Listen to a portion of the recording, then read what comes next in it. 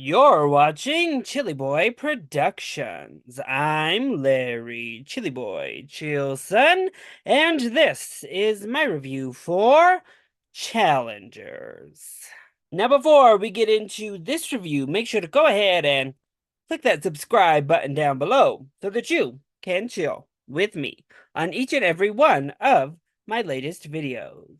Challengers is a 2024 sports-related romantic thriller directed by Luca Guadagnino. Tashi is a tennis player turned coach after a tragic accident who has transformed her husband from a mediocre player to a Grand Slam champion.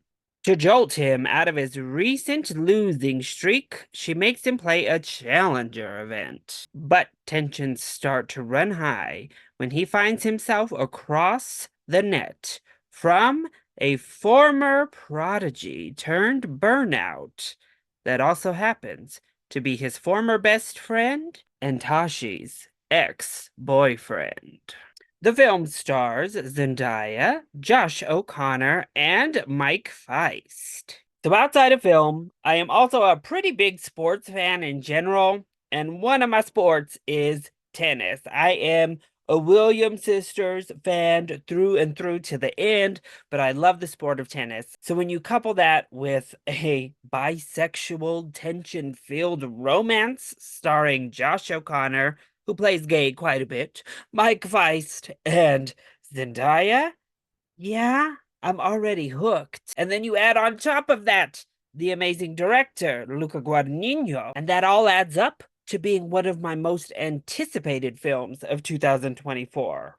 And thankfully, y'all, this one did not let me down. I loved Challengers. So let's go ahead and talk about the positives first. Well, the biggest positive is just atmosphere that comes from so many different places here. Luca Guadagnino behind the camera does so much to create this atmosphere. It's a beautifully mounted film. It looks stunning, and there are some amazing directorial choices here. At first, I was a bit concerned that we were going in a rather odd, non-linear storytelling structure, but it works so well as you move throughout the film. I adored it. Trent Reznor and Atticus Ross deliver an amazing score in this film. The music really blew my mind and honestly was the driving force of creating the atmosphere they were seeking. Oh, the score is so good and it's utilized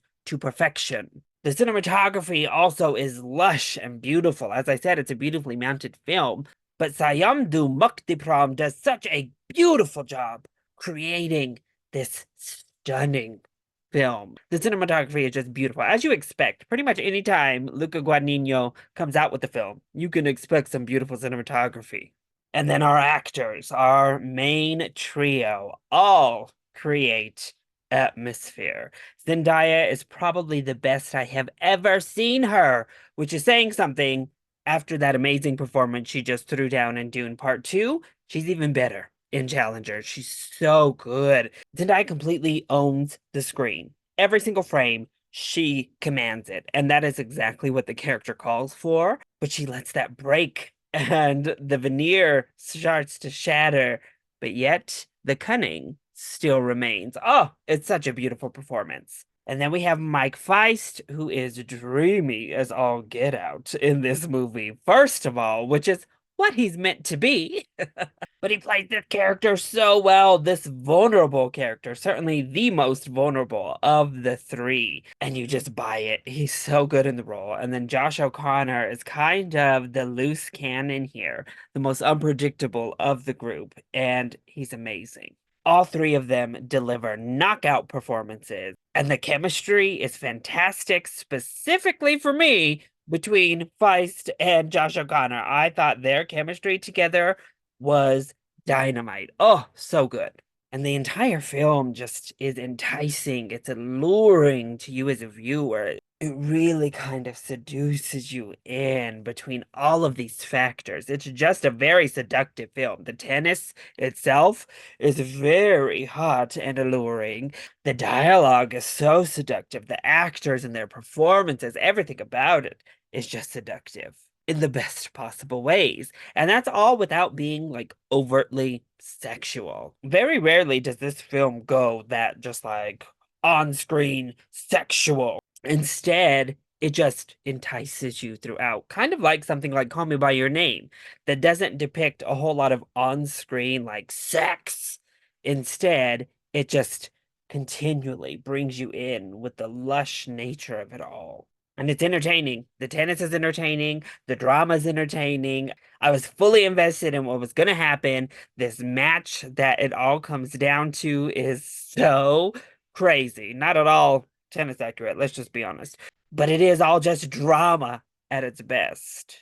So then, what doesn't work so well when it comes to challengers? Well, I have to say, the story itself is a little bit too stretched, both in the timeline and in the film's runtime, I'd say. We cover a pretty vast span of time here, and while you're mostly caught up as we jump around and it feels like we're not missing a whole lot, there are definitely pockets in there where you're like missing years at certain points between plot point and plot point that you're like, huh, okay, I feel like we could have actually added some more in here and gotten a little bit extra to this love triangle. But also within the film, I think the first act and the third act are both stellar, like pitch perfect. However, it does drag a little bit, particularly through the like college time. I found it to carry on a bit longer than needed. I was like, all right, I'm ready to hit that next stage running. Also, I needed it to be just a touch more gay. I know that's something I could probably say about every film I watch, let's be honest. But this one, it's very homoerotic. It's very bisexual tension the entire film. We get it explicitly once, and then it's just kind of this bubbling under throughout the rest of the film. And I could have used just another one or two instances of it coming to the forefront and being more explicit. F the subtlety. We want a little bit more out and proud gay.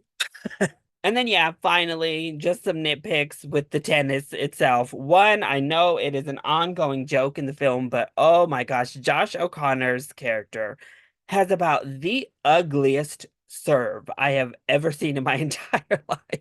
It's horrible. It made me like die inside every time he like winded his arm all the way back here to swing up and serve. It was wild. I don't even know how he hit the ball like that.